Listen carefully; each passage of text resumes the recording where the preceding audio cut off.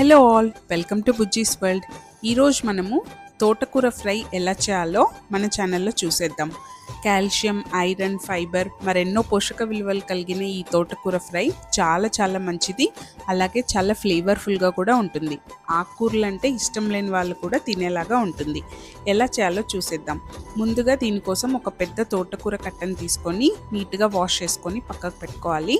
తర్వాత ఒక ప్యాన్ తీసుకొని ఒక 5 టేబుల్ స్పూన్స్ ఆయిల్ వేసి ఆవాలు, జీలకర్ర, కొద్దిగా శనగపప్పు, కొద్దిగా మినప్పప్పు వేసి బాగా దోరగా అయ్యేదాకా ఫ్రై చేసుకోవాలి. కొద్దిగా ఎండుమిరపకాయ, ఆ తర్వాత కొన్ని వెల్లుల్లిపాయ రెబ్బలు, తర్వాత కొంచెం ఇంగువ వేసి మాడిపోనివ్వకుండా బాగా ఫ్రై చేసుకోవాలి. తర్వాత ఒక పెద్ద సైజు ఆనియన్ ముక్కను కట్ చేసుకొని, కొన్ని పచ్చిమిరపకాయల ముక్కలు కట్ చేసుకొని మంటను మీడియం ఫ్లేమ్లో పెట్టుకొని మంచి సువాసన వచ్చేదాకా ఇవన్నిటిని ఫ్రై చేసుకోవాలి. ఈ టైంలోనే మనకు తినాలనిపించేంత మంచి వాసన వస్తూ ఉంటుంది. అదే టైంలో కొద్దిగా ఫ్రెష్గా కట్ చేసిన కరివేపాకును వేసుకొని ఒకసారి బాగా కలుపుకోండి. తోటకూర ఫ్రైకి తిరువాత ఎంత బాగుంటే రుచి అంత బాగుంటుంది. తర్వాత 1 టేబుల్ స్పూన్ పసుపు వేసుకొని బాగా కలుపుకోండి. తర్వాత మనము ఆల్రెడీ కడిగి పెట్టుకున్న తోటకూరను ఇందులోకి వేసి బాగా కలుపుకోండి. ఫస్ట్లో ఆకు ఎక్కువగా ఉన్నట్లే అనిపిస్తుంది.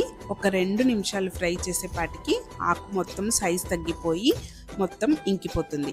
అలా కూర మొత్తం ఇంకిపోయేదాకా ఒకసారి బాగా ఫ్రై చేసుకోండి. తర్వాత రుచికి సరిపడినంత ఉప్పు, 1 టేబుల్ స్పూన్ ధనియాల పొడిని వేసుకొని మాడిపోనివ్వకుండా లో ఫ్లేమ్లో బాగా కలుపుకోండి. తర్వాత ఒక 100 ml వాటర్ని వేసి మూత పెట్టుకొని వాటర్ మొత్తము ఇంకిపోయే వరకు బాగా ఉడికించుకోండి. అలా ఉడికించుకున్నప్పుడే ఈ తోటకూర మనకు బాగా మెత్తగా ఉడికిపోతుంది.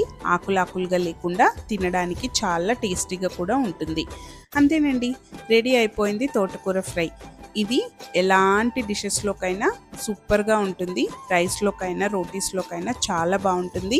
అలాగే మనకు చాలా హెల్దీ వర్షన్ ఆఫ్ తోటకూర ఫ్రై మనం ఇక్కడ తయారు చేసుకున్నాం.